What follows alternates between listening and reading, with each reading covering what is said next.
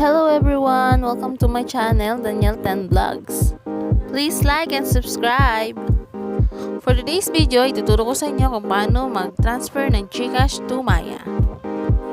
First ay mag-login tayo sa GCash app. Makikita sa dashboard ang transfer. I-click ang transfer. Once na na-click ang transfer, makikita natin ang mga bangkong pwedeng paglipatan.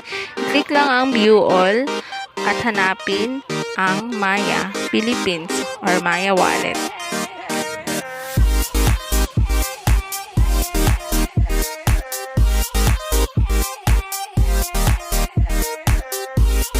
Pag-click ng Maya Wallet, ay i-input lang natin ang amount kung magkano ang ita-transfer natin, and then account name, then account number, which is yung number natin sa Maya account natin,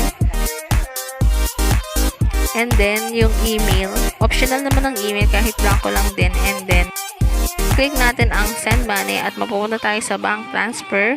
I-click natin ang confirm and then pay. Meron po itong 15 pesos transfer fee. At hihintayin natin ang OTP number na isi-send through message. At pag na-receive na natin, ay i-input natin yung OTP number tsaka natin isasubmit.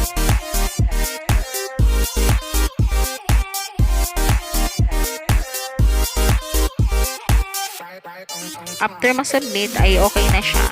Instant transfer na po yan sa ating Maya account.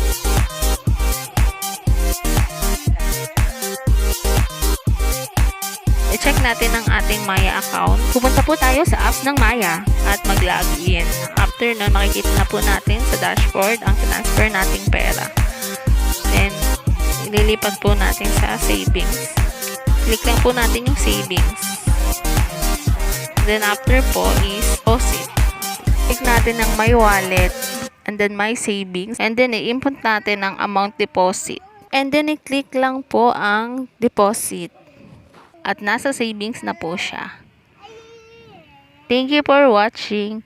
Please like and subscribe.